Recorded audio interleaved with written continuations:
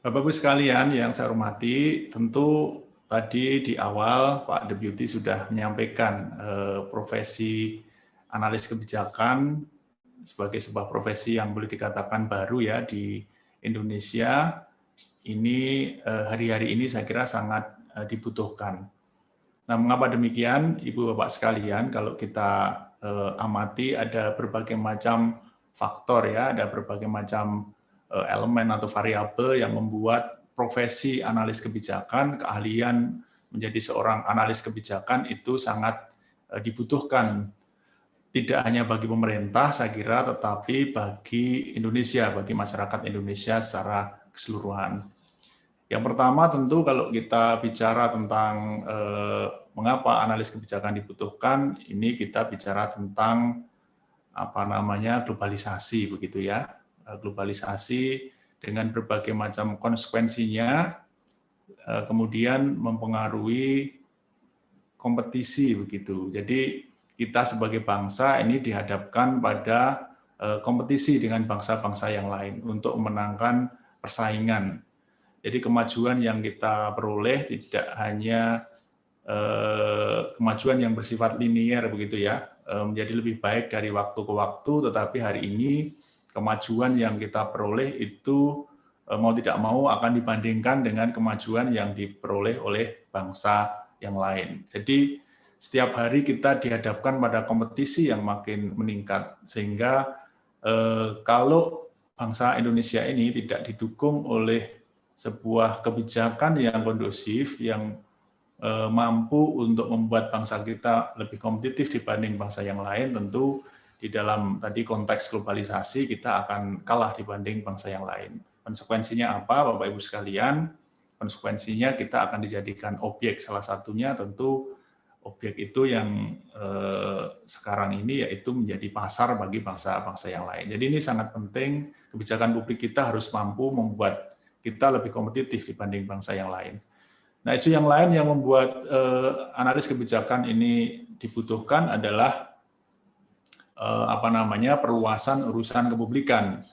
Dari hari ke hari urusan yang disebut sebagai urusan publik itu makin meningkat begitu ya. Kalau di masa lalu jumlah atau luasan dari sebuah urusan kepublikan di Indonesia ini masih kecil, tapi makin hari dengan bertambahnya jumlah penduduk, makin meningkatnya urbanisasi, maka urusan kepublikan menjadi bertambah luas. Apalagi kalau kita bicara tentang era digital hari ini, urusan publik itu meluas dari dunia nyata ke dunia maya. Bisa dibayangkan betapa banyaknya persoalan-persoalan yang harus dipikirkan oleh para analis kebijakan publik.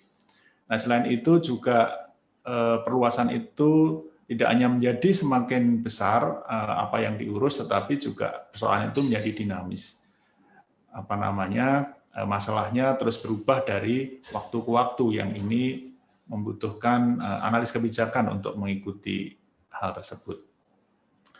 Ibu Bapak sekalian, dengan demikian kalau kita ingin menjadi bangsa yang unggul ya, maka kebijakan publik kita tidak boleh hanya biasa-biasa saja gitu. Kita juga harus memiliki kebijakan publik yang unggul, yang itu dihasilkan oleh para analis kebijakan yang hebat ya, yang hadir pada hari ini. Nah, kalau kita bicara tentang bagaimana kebijakan yang tadi mampu mendukung Indonesia menjadi bangsa yang unggul, tentu saja ini ada berbagai macam hal yang perlu diperhatikan seorang analis kebijakan gitu ya. Yang pertama tentu kebijakan itu harus berbasis data. Hari inilah yang kita diskusikan.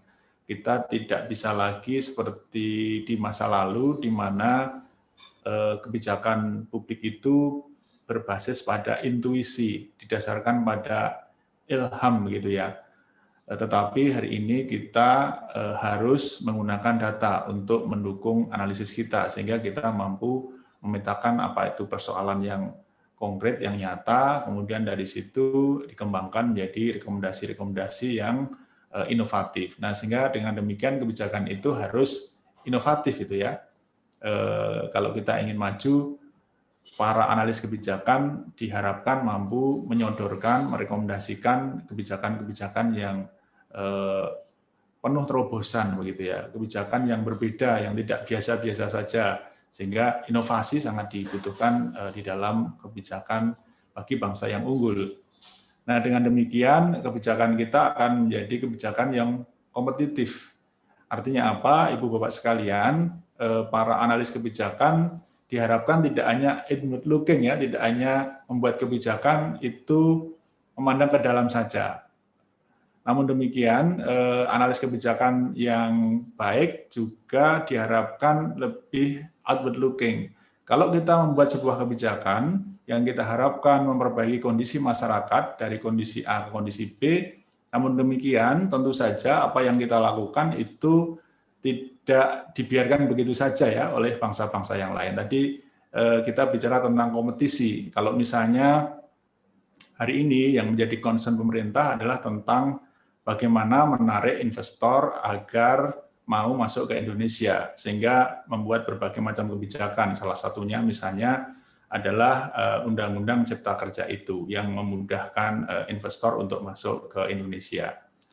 Nah, namun demikian, apakah itu berarti bangsa-bangsa yang lain, paling tidak di Asia Tenggara, ya, itu diam saja dengan kebijakan yang dibuat oleh Indonesia?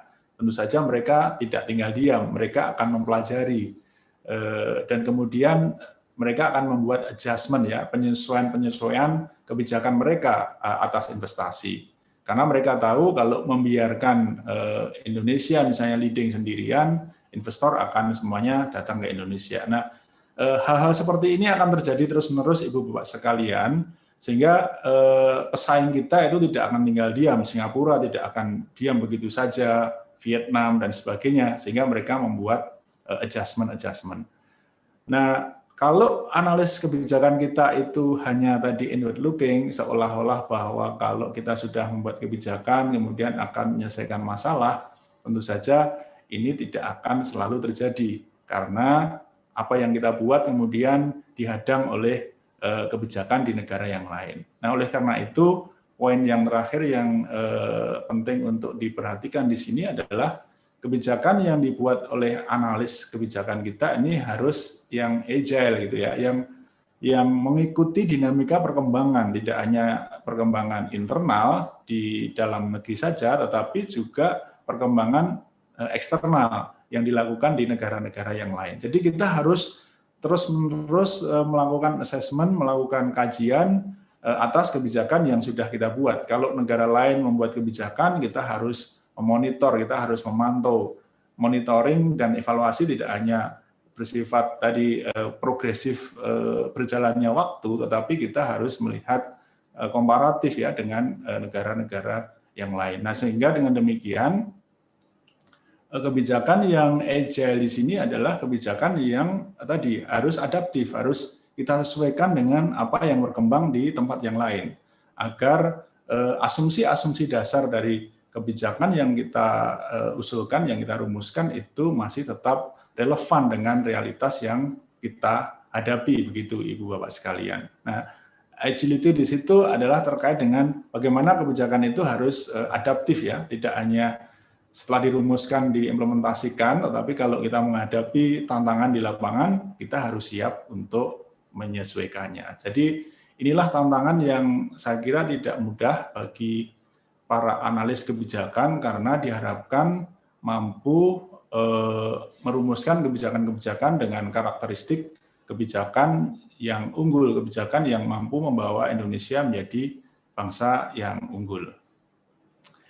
Ibu Bapak sekalian, bagaimana kemudian menerapkan tadi ya gagasan tentang membuat kebijakan yang unggul, kebijakan yang kompetitif, kebijakan yang kemudian kita sebut sebagai yang agile ya, yang adaptif, yang mampu menyesuaikan dengan konteks, mampu menyesuaikan dengan kompetisi yang dilakukan oleh negara-negara atau bangsa-bangsa yang lain. Nah, di dalam menerapkan gagasan tersebut, Ibu Bapak sekalian, kita harus memahami inilah semacam siklus ya di dalam policy making yang nanti akan diikuti oleh para analis kebijakan. Nah, barangkali sudah banyak disampaikan ya dalam banyak literatur, buku-buku babon kebijakan ya. Kalau Ibu Bapak sekalian baca bukunya Pak Bill Dunn ya, William Dunn, pasti sudah sangat familiar dengan ini. Tapi ini saya ingin menekankan beberapa ide baru, misalnya yang pertama ini perlu seorang analis kebijakan itu perlu memiliki kepekaan ya, yang disebut sebagai problem sensing. Jadi memiliki indera untuk mendeteksi begitu ya, apakah di luar sana ada persoalan-persoalan yang belum terdeteksi oleh kita, belum tercium begitu ya. Ada yang disebut hidden misalnya social problem, masalah-masalah sosial, masalah-masalah ekonomi, politik yang tersembunyi sehingga tidak terangkat, tidak diketahui, dan selama ini masih eksis di sana terus itu yang menjadi sebuah persoalan. Nah, seorang analis kebijakan kita harapkan memiliki indera penciuman yang tajam untuk melakukan sensing atas persoalan ini. Nah, ini seperti apa? Tentu saja tidak mudah, Ibu Bapak sekalian, nanti bisa kita diskusikan. Salah satu ilmu yang penting barangkali bagi seorang analis kebijakan ini juga perlu memahami tidak hanya statistik, ekonometri dan sebagainya, tetapi barangkali yang juga penting adalah yang disebut sebagai anthropology of policy. Jadi seorang analis kebijakan itu barangkali juga penting memahami ilmu antropologi, ilmu yang akan memberikan tools, memberikan skill, keahlian pada Ibu Bapak sekalian untuk lebih sensitif ya di dalam menangkap persoalan-persoalan yang ada pada masyarakat. Bisa melalui seperti yang dicontohkan oleh Presiden, misalnya belusuan gitu ya. Turun ke lapangan, melihat langsung kondisi yang ada di lapangan. Dari situ Ibu Bapak sekalian akan punya sense yang lebih tajam terhadap persoalan yang ada di lapangan. Kita tidak bisa hanya duduk di belakang meja kemudian akan paham apa sih masalah yang dihadapi oleh UMKM, apa yang dihadapi petani, apa yang dihadapi keluarga yang miskin. Tetapi kita harapkan Ibu Bapak bisa turun ke lapangan itu ya, tinggal dengan orang miskin, hidup bersama mereka. Dari situ maka akan mempertajam yang disebut tadi problem sensing. Nah, dengan demikian kalau itu sudah bisa dilakukan, tahapan berikutnya Ibu Bapak akan bisa melakukan problem structuring ya, menyusun sebuah persoalan yang kompleks menjadi lebih sederhana, dari yang tadinya tidak terstruktur menjadi persoalan yang terstruktur. Itu sebuah langkah yang sangat penting. Kalau sebuah masalah sudah bisa dirumuskan, bisa distruktur, kemudian berikutnya adalah policy innovation. Ini yang juga tidak mudah ya.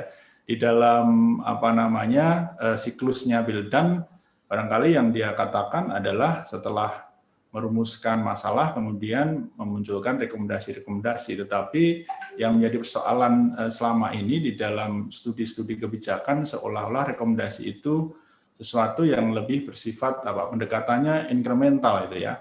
Tahun lalu seperti apa, tahun ini ada perubahan-perubahan sedikit begitu. Nah, tentu tantangan yang tidak mudah adalah membuat policy innovation, membuat inovasi kebijakan. Melakukan, kalau dalam bahasa yang sedang populer hari ini adalah melakukan disrupsi, mengganti sama sekali, berpikir berbeda dengan sesuatu yang sudah sering ya dilakukan. Sehingga di dalam policy innovation ini, Bapak Ibu sekalian nanti juga diharapkan mampu untuk berpikir disruptif itu ya, berpikir dengan cara yang berbeda, sering disebut out of the box dan sebagainya. Nah, seperti apa policy innovation ini? Tentu sangat challenging, sangat tidak mudah.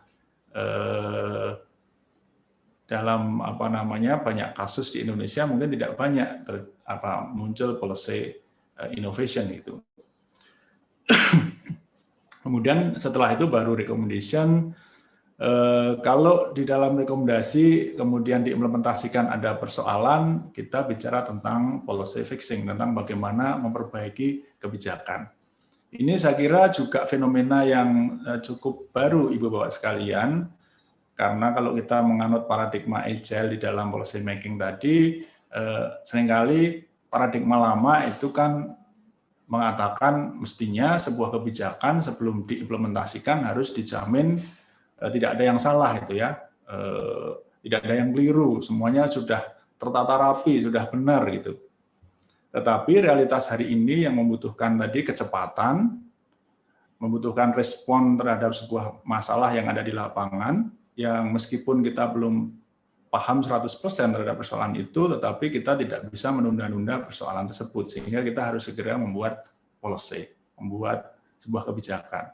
Ini kalau kita belajar dari realitas yang dipakai oleh tokoh-tokoh yang inovatif. Yang kita tiru adalah di perusahaan-perusahaan software developer itu ya, mereka sering menggunakan prinsip yang disebut MPV, minimum viable product. Pokoknya kalau sudah ada produk yang bisa diluncurkan itu segera diluncurkan. Nanti ada versi 1.0, 1.1, 1.2 dan sebagainya. Ada perbaikan yang dilakukan terus-menerus. Nah, apakah prinsip tersebut di dalam paradigma agile policy tadi bisa kita terapkan gitu ya?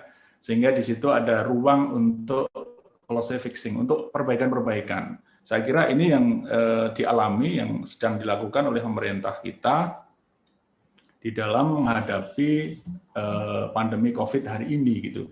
Karena semua orang tahu bahwa COVID ini adalah sesuatu yang baru dan kita belum mengetahui seperti apa sih karakteristik atau persoalan dari COVID ini, sehingga kalau kita bicara tentang policy making, bagaimana mengatasi pandemi ini, tentu tidak ada jaminan bahwa kita tahu persoalan itu 100% dan kebijakan yang kita buat itu sudah fix ketika diimplementasikan itu harus seperti itu terus-menerus gitu ya, sampai teorinya ada output, ada immediate outcome, ada midterm, kemudian ada outcome. Itu kan teori-teori yang disampaikan di dalam ilmu kebijakan publik, analis kebijakan publik yang lama gitu ya.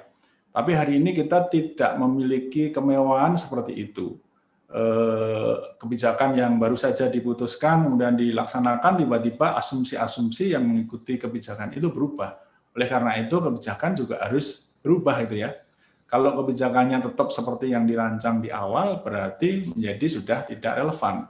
Ini yang terjadi dengan COVID kan, Ibu-Bapak sekalian. Jadi ini yang juga harus disampaikan kepada masyarakat bahwa ini era yang berbeda gitu ya. Kalau pemerintah itu memperbaiki kebijakan yang sudah diimplementasikan, tidak berarti pemerintah itu ugal-ugalan itu ya. Pemerintah dianggap mencela-menceli, tetapi inilah realitas ketika kebijakan dilakukan dan asumsi-asumsinya berubah, ya kita harus mengikuti itu. Sehingga kalau kita lihat ya di dalam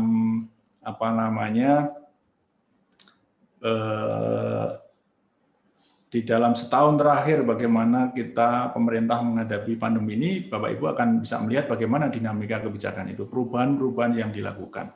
Bahkan lamanya memvaksin saja bisa berubah itu ya, yang tadinya 14 hari kemudian ditemukan metode yang baru yang itu tidak disengaja gitu ya, berdasarkan hasil penelitian di Brasil, ada kasus beberapa orang itu tidak bisa tepat waktu mengikuti vaksin yang kedua 14 hari, tapi lebih molor. Namun demikian justru ada serendipity-nya di situ, ada kebetulan yang tidak disengaja, suatu yang tidak sengaja, tapi ketidaksengajaan itu menimbulkan informasi yang penting bagi kita. Oh ternyata efikasinya ketika vaksin kedua itu lebih lama, 28 hari, itu ternyata lebih tinggi dibanding dengan ketika 14 hari. Jadi kebijakan tentang vaksin dengan demikian juga berubah. Ini yang ingin saya sampaikan bahwa cara memahami kebijakan publik hari ini juga harus berubah, sehingga masyarakat perlu kita sosialisasikan juga gitu ya, bahwa inilah realitas kehidupan yang baru bagi kita semua. Kebijakan tidak lagi seperti dulu selalu fix gitu ya, kemudian terus kita implementasikan sampai selesai. Namun demikian hari ini kita harus siap dengan perbaikan-perbaikan di tengah jalan, sehingga masyarakat akan paham bahwa ya memang seperti itu, tidak ada yang salah dengan kebijakan yang dinamis. Ibu Bapak sekalian, dengan demikian seorang analis kebijakan tentu menjadi tidak mudah ya pekerjaannya. Inilah tantangan baru profesi analis kebijakan hari ini yang seringkali terlihat seperti kontradiktif gitu ya. Tadi saya katakan harus mengikuti perkembangan persoalan yang dihadapi oleh masyarakat. Persoalan hari ini makin dinamis, masalah kepublikan kita makin mengalami eskalasi, pembesaran begitu ya. Kemudian dengan persoalan-persoalan yang makin bertambah kompleks seperti itu, analis kebijakan dihadapkan pada tantangan dia harus cepat gitu ya, harus cepat merumuskan seperti tadi saya sampaikan yang agile itu harus cepat itu ya. Harus responsif itu. Tetapi kecepatan itu harus didukung oleh keakuratan gitu ya. Yang lain harus prediktif, harus bisa memprediksi bagaimana kejadian-kejadian yang akan terjadi di masa yang akan datang, masa depan. Tapi di saat yang lain harus agile, harus berubah-ubah gitu ya. Kalau yang diprediksi itu tidak terjadi atau berubah, berarti kebijakan juga harus mengikuti. Gitu. Kemudian yang isu yang juga menarik adalah seorang analis kebijakan harus mengusulkan kebijakan-kebijakan yang mampu membantu policy maker itu bisa membuat keputusan kebijakan yang decisif, tapi di saat yang sama harus demokratis. Jadi inilah Ibu Bapak sekalian environment baru, lingkungan, ekosistem kebijakan yang Bapak Ibu para analis kebijakan harus hadapi ya. Dalam kehidupan yang tadi serba kontradiktif itu, serba tarik-menarik begitu, harus ini tapi juga harus begitu gitu ya. Jadi bagaimana menjalankan profesi analis kebijakan dalam situasi seperti hari ini. Mungkin belum ada preskripsinya, tidak ada sebuah resep yang tunggal dengan demikian Ibu Bapak sekalian, tetapi para analis kebijakan, teman-teman ini harus terus mencoba ya menggunakan metode-metode nanti bagaimana menjadi analis kebijakan yang tepat untuk situasi yang hari ini sedang kita hadapi. Jadi inilah era perubahan, era transisi, transformasi sebuah profesi analis kebijakan ini sekarang sedang menghadapi atau sedang di persimpangan jalan. Bagaimana ya menjadi seorang analis kebijakan yang tepat, yang cocok di era globalisasi, era digital, era disrupsi, era kompetisi hari ini. Nah, Ibu Bapak sekalian, dalam menjalankan pekerjaannya, seorang analis kebijakan juga harus paham ruang lingkupnya seperti apa.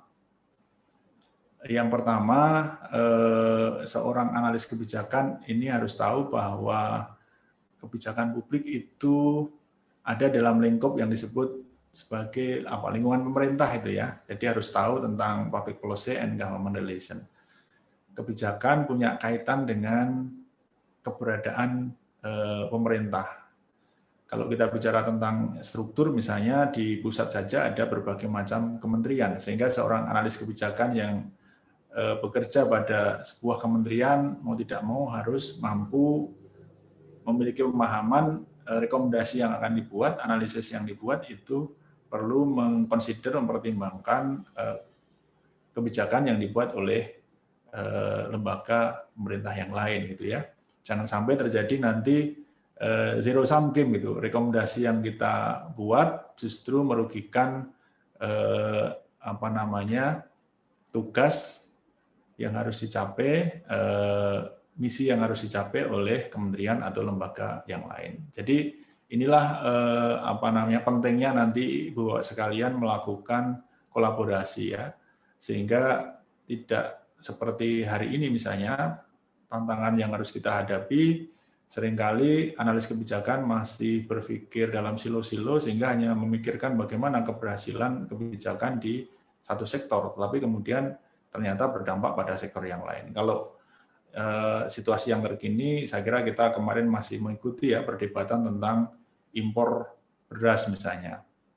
Antara Kementerian Pertanian berselisih paham dengan misalnya Kementerian Perdagangan, berselisih paham dengan Bulog misalnya tentang perlu tidaknya kita mengimpor beras. Ini karena itu tadi analis kebijakan barangkali hanya berpikir pada satu aspek saja yang terkait dengan lembaga yang di mana seorang analis kebijakan ini bekerja. Padahal kita tidak bisa seperti itu gitu ya. Sehingga analisis kita perlu lebih komprehensif dengan memperhatikan kepentingan seluruh kementerian, termasuk pemerintah daerah, baik itu di provinsi maupun di daerah. Kemudian yang kedua, analis kebijakan ini perlu memiliki kemampuan untuk melakukan komunikasi. Seperti yang tadi saya sampaikan, Ibu Bapak sekalian, ternyata yang perlu marketing itu tidak hanya sektor swasta. Kita tahu sektor swasta sangat ahli ya, sangat canggih di dalam memarketingkan, memasarkan gagasan-gagasannya, produk-produknya, ide-idenya.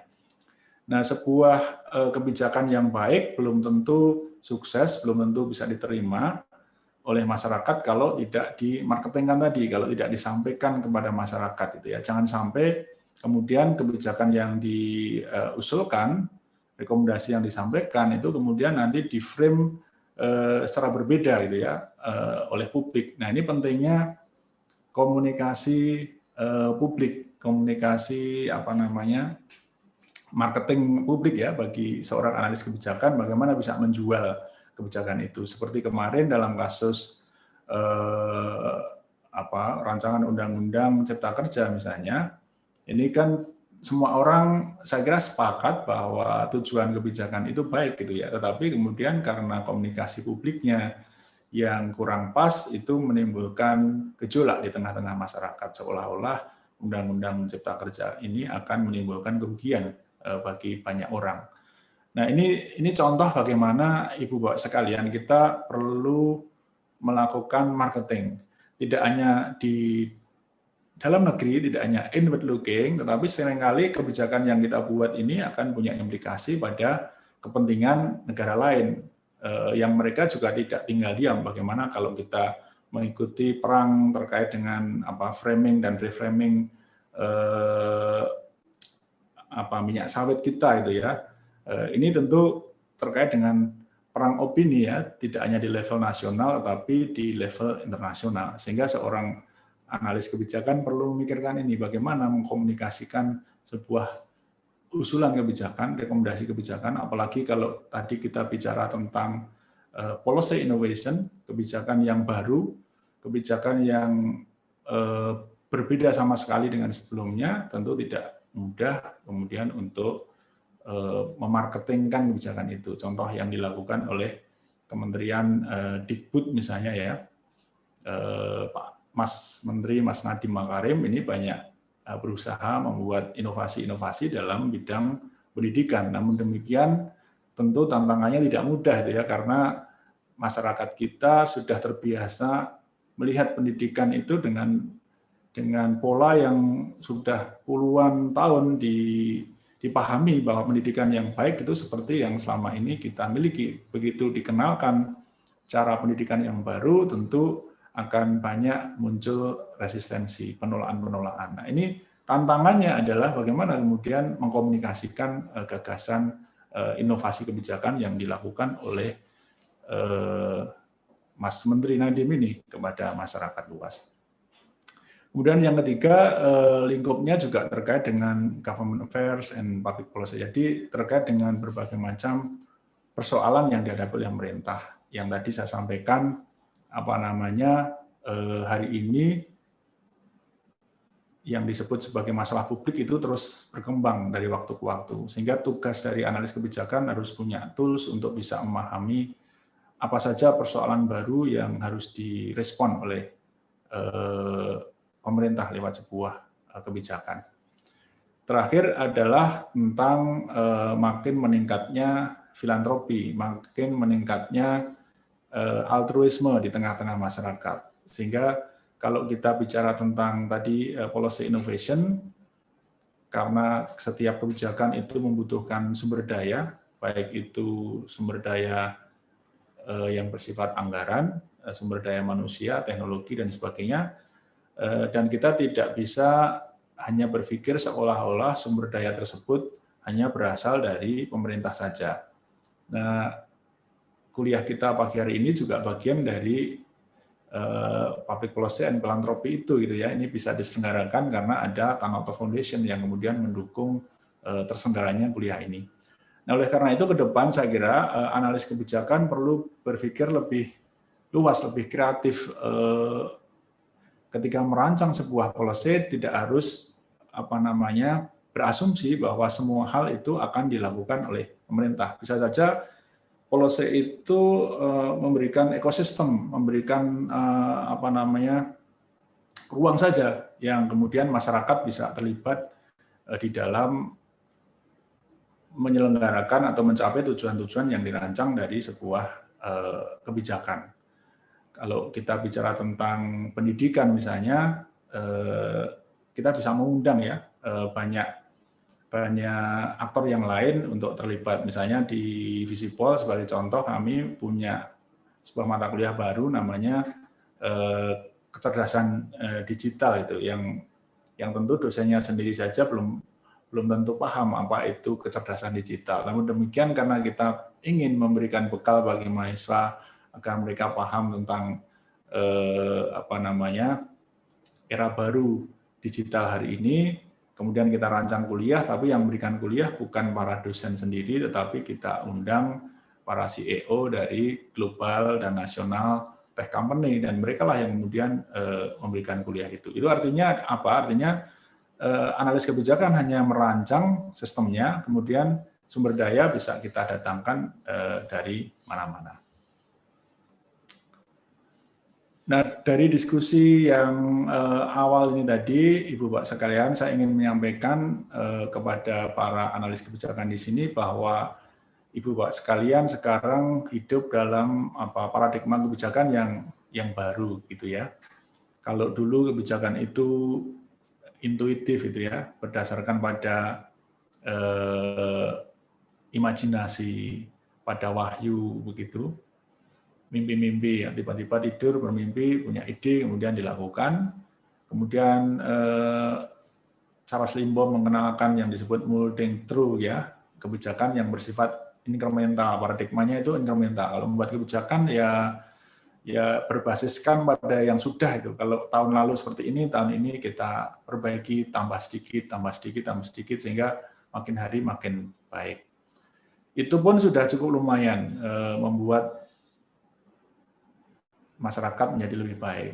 Kebijakan itu dari hari ke hari makin baik.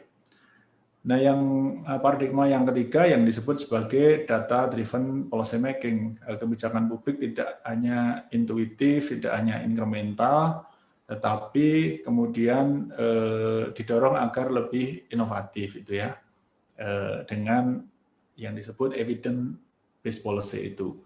Mestinya kita harus punya data itu ya, punya data agar apa sebetulnya, agar bisa merumuskan masalah yang kita hadapi itu secara lebih akurat.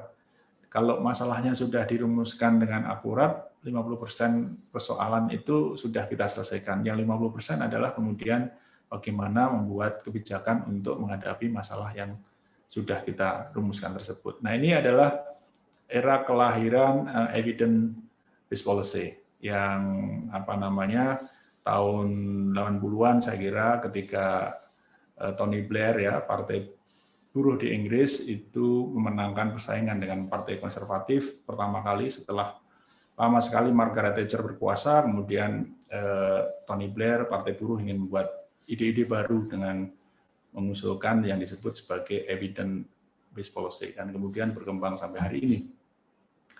Nah, yang terakhir yang tadi kita diskusikan, kita usulkan adalah paradigma agile and innovative policy making. Jadi bagaimana kebijakan berbasis data saja ternyata tidak cukup.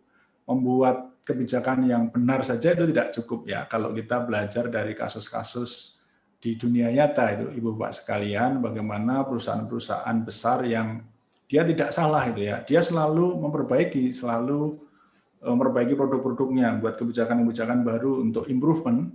Tetapi karena disrupsi teknologi, kebijakan yang seperti itu tidak cukup. Kita menyaksikan kematian Nokia itu ya. Dulu semua orang pegang HP itu Nokia, tapi hari ini seperti sudah lama sekali Nokia tidak ada di atas meja kita.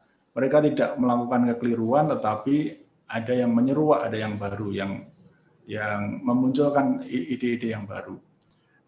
Kodak tidak salah, dia selalu membuat inovasi, tapi tiba-tiba dia tidak laku karena orang tidak mau lagi menggunakan kamera yang analog, tetapi sekarang semuanya go digital.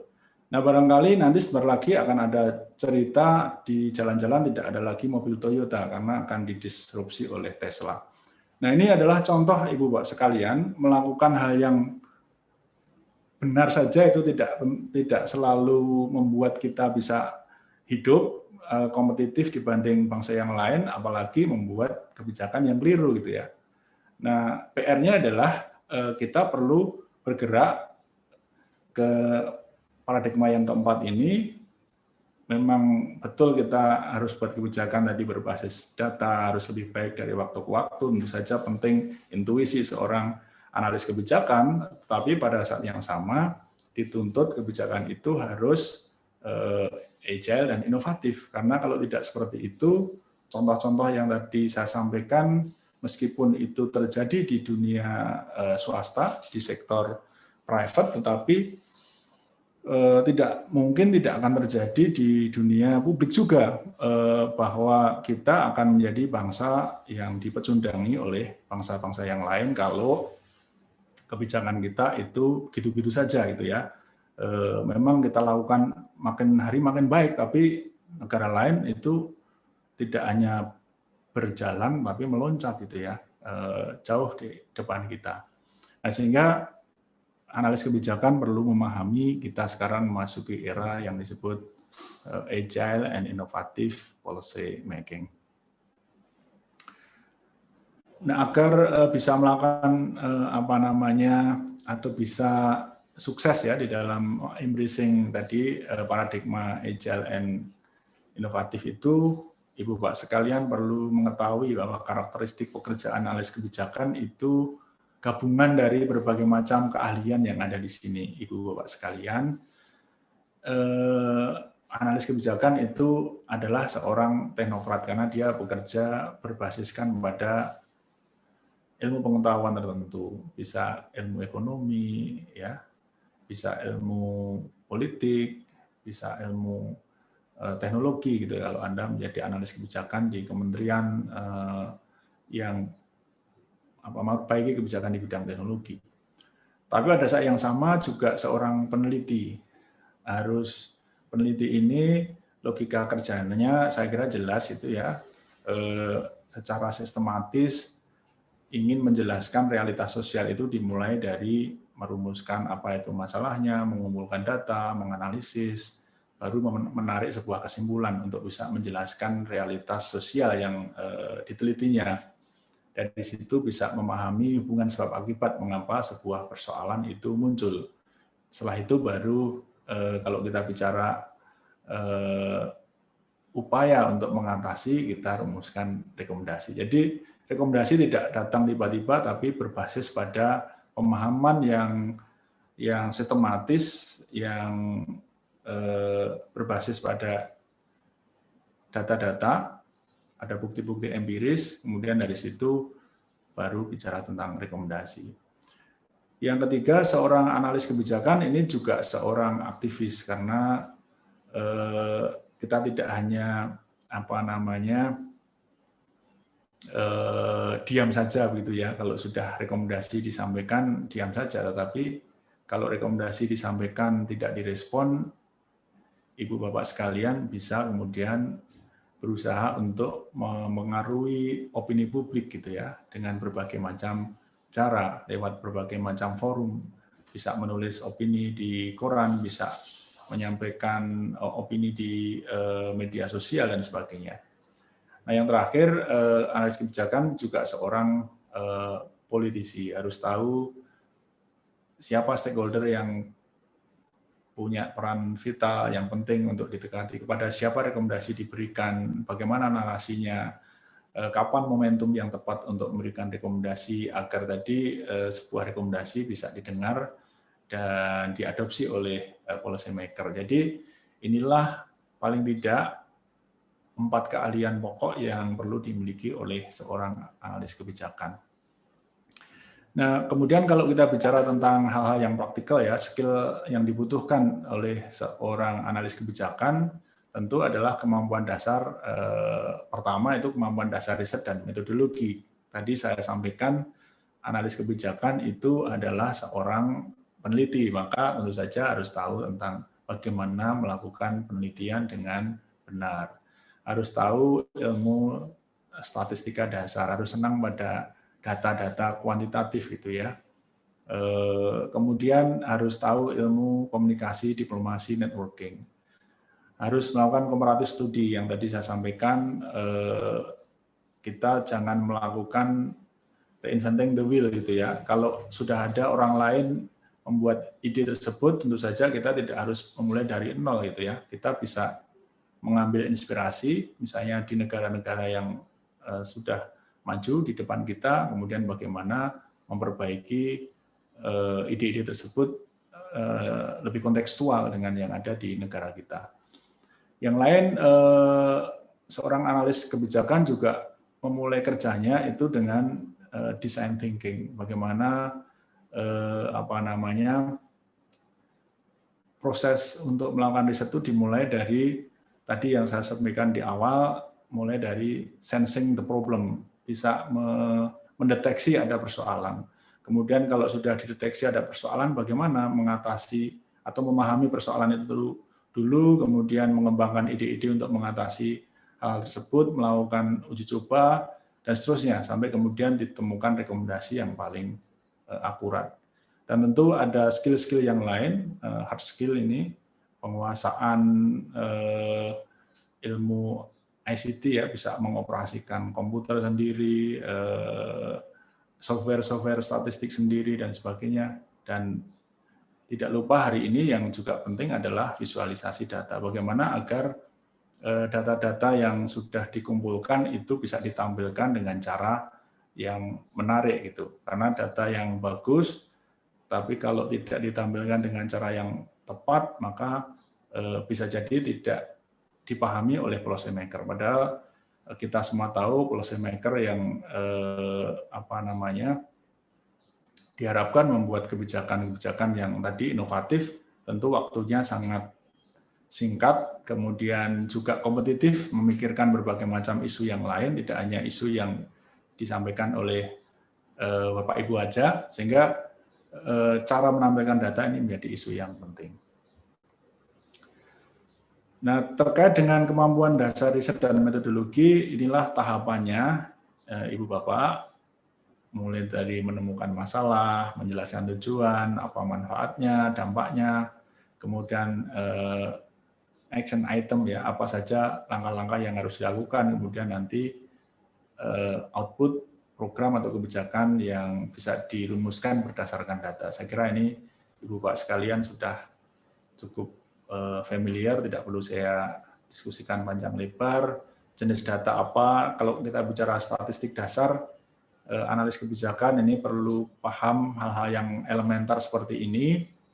Ada data primer, ada data sekunder, gitu ya. Kalau Ibu Bapak mencari data sendiri, mulai dari merancang kuesioner, wawancara, dan sebagainya, berarti itu adalah data-data primer. Kalau sudah ada data yang dikoleksi oleh orang lain, ada data BPS dan sebagainya, maka Ibu Bapak bisa menggunakannya. Kemudian data juga ada yang bersifat deskriptif, ya, uraian-uraian saja, diagnostik ya, untuk mendiagnosa apakah ada masalah, prediktif untuk memprediksi seperti apa masa depan yang akan terjadi. Kalau kita bicara tentang disrupsi hari ini, kita bisa membuat prediksi-prediksi begitu. Kemudian data yang preskriptif untuk merumuskan usulan-usulan.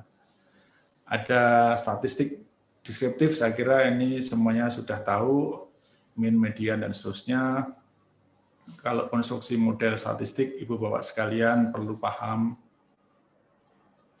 apa itu variabel, indikator, kemudian uji hipotesis. Ini ada berbagai macam statistik inferensial, misalnya mencoba menjelaskan hubungan antara kejadian satu dengan kejadian yang lain.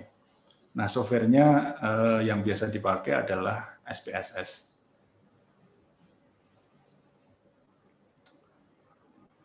Ibu Bapak juga perlu ilmu komunikasi, diplomasi, dan networking. Ini harus memahami audiens dengan baik, harus paham tools komunikasi baik verbal maupun non-verbal. Misalnya seperti hari ini kita menggunakan Zoom,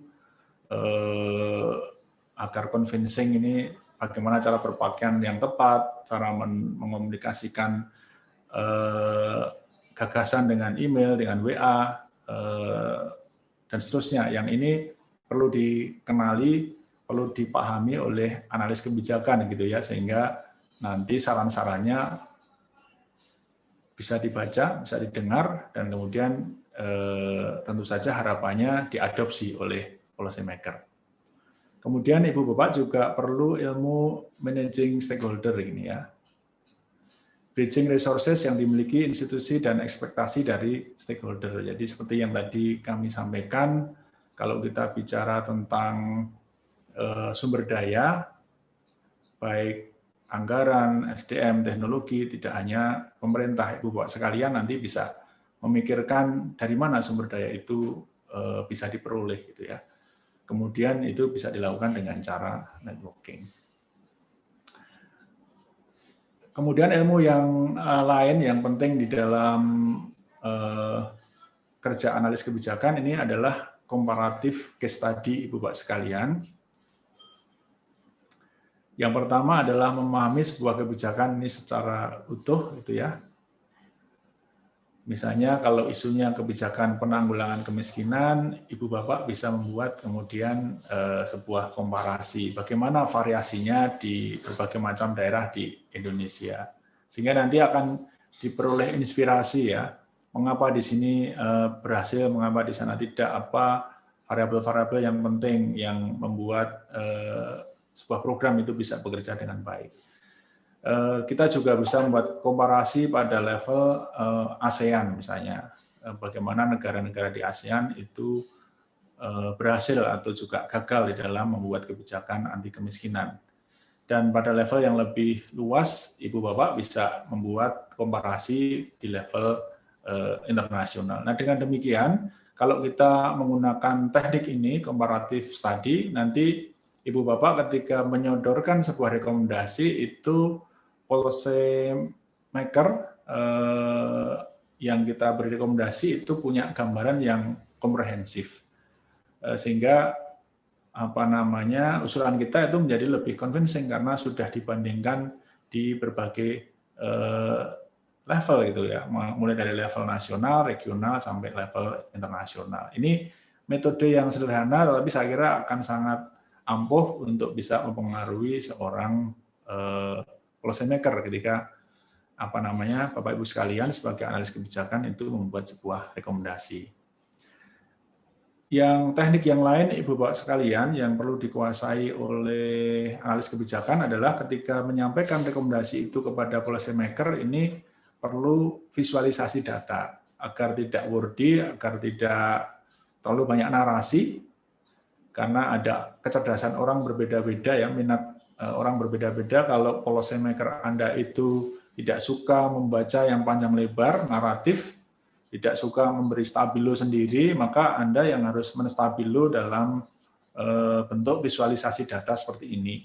Datanya yang ringkas, menonjolkan hal-hal yang penting, variabel-variabelnya, trennya misalnya, tren persoalan, bisa perbedaan lintas daerah, di situ juga bisa digambarkan, analisis klasifikasi juga bisa dilakukan, sehingga sekali melihat dalam 1-2 lembar kertas itu policy maker langsung paham apa yang ingin Anda komunikasikan, sehingga dengan demikian policy maker akan lebih mudah dan lebih cepat mengadopsi usulan-usulan yang disampaikan seorang analis. Nah, untuk membuat visualisasi data kalau di masa lalu barangkali susah begitu ya, tapi hari ini Ibu Bapak sekalian dimanjakan oleh berbagai macam aplikasi, ada Tableau, ada Orange dan sebagainya yang ini tinggal drag and drop, datanya dimasukkan ke dalam software ini, nanti sudah ada simulasi ya berbagai macam bentuk visualisasi data yang Bapak Ibu butuhkan, sehingga penjelasan terhadap realitas sosial yang ingin Bapak Ibu sampaikan kepada policy maker ini menjadi lebih concise, lebih mudah. Nah, yang tadi tentang hard skill, Ibu Bapak sekalian, ini ada banyak hal, terutama ICT literacy gitu. Mulai dari presentation tools, ada Canva, ada Creatively ya. Ini bisa membantu Ibu Bapak sekalian untuk mempermudah visualisasi data tadi. Kemudian juga ada Kahoot, Mentimeters, Mind Map dan sebagainya. Ini saya kira ini membantu itu tadi juga visualisasi data. Kalau referencing agar tidak hilang bukunya, artikel jurnalnya bisa di-record di Mendeley atau EndNote sehingga mempermudah Ibu Bapak sekalian.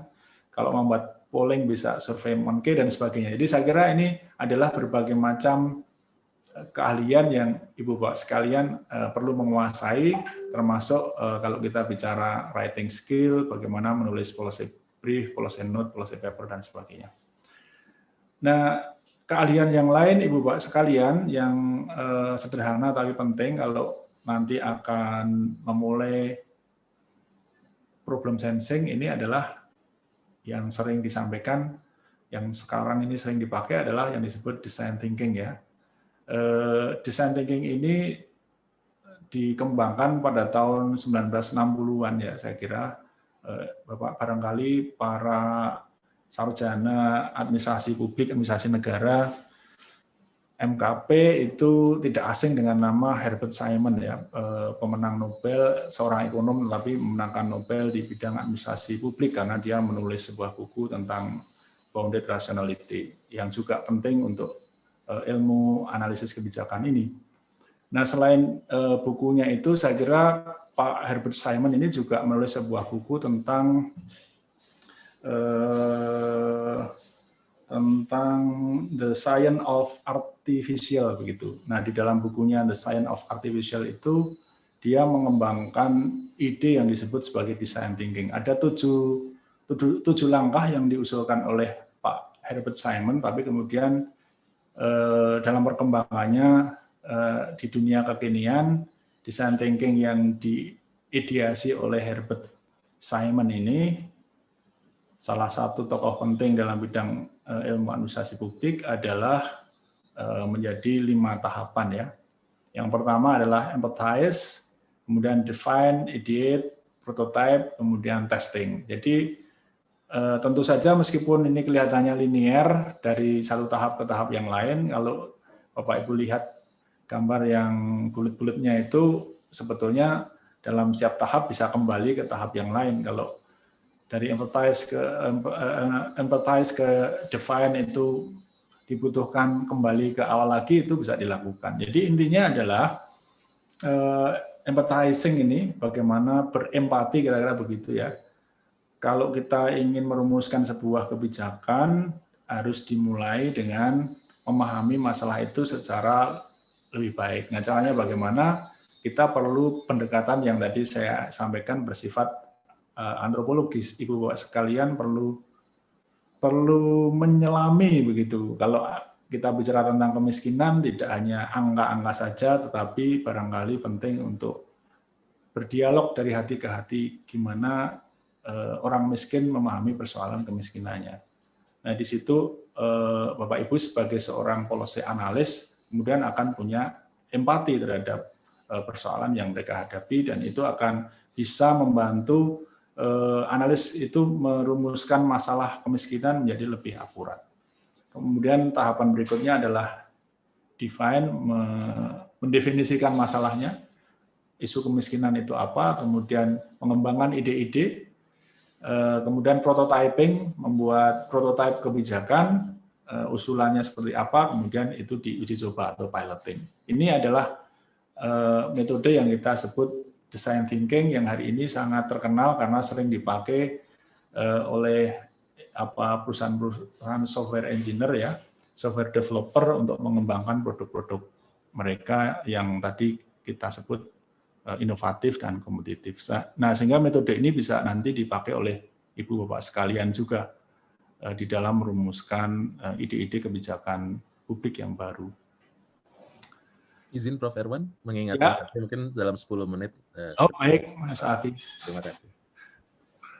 Nah, kalau kita bicara menganalisis tadi fakta dan data, inilah yang nanti akan dianalisis. Ada narasi, ada angka, ada peristiwa, ada gambar, video yang di dunia kekinian ini saya kira disebut sebagai big data itu. Nanti kalau dulu menganalisis ini sangat tidak mungkin gitu ya, karena waktu kuliah kita diberitahu tentang unit analisis. Kalau unit analisisnya individu, harus individu-individu. Kalau organisasi, organisasi.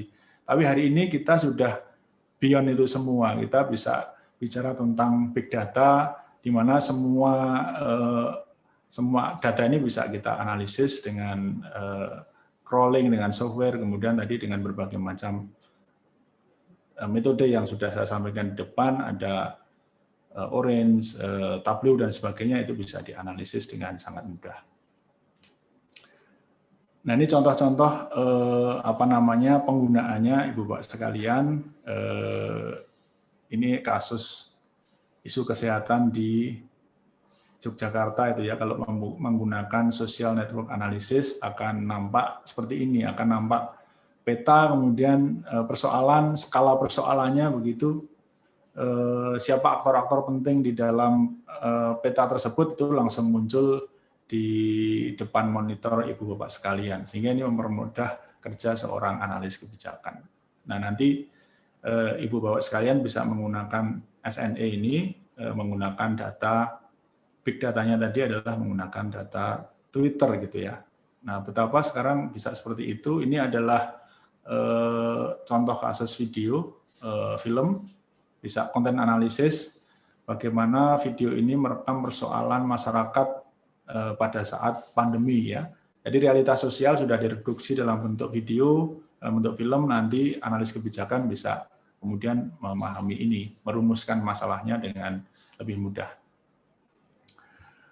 Bisa peristiwa begitu ya, visual. Ini adalah kasus yang begini tentang kontroversi tentang desain calon ibu kota negara baru itu. Nah, ini seperti apa menggunakan gambar seperti ini. Ibu Bapak sekalian juga bisa menggunakan angka-angka dengan tadi statistik deskripsi. Ini metodenya survei, kemudian Ibu Bapak bisa memetakan. Ini contoh kasusnya adalah sebaran startup di Jawa dan luar Jawa. Kemudian dari situ kita akan menemukan isunya itu apa gitu ya, di balik angka-angka ini. Sehingga kita kalau di awal membuat hipotesis, barangkali kalau kita bicara startup yang pemerintah terutama presiden ini sangat concern pada pengembangan startup di Indonesia, nanti daerah mana yang harus dibantu, seperti apa peta persoalannya, Ibu Bapak sekalian bisa menggunakan angka-angka sebaran startup di Indonesia. Jadi ini ada evidence-nya.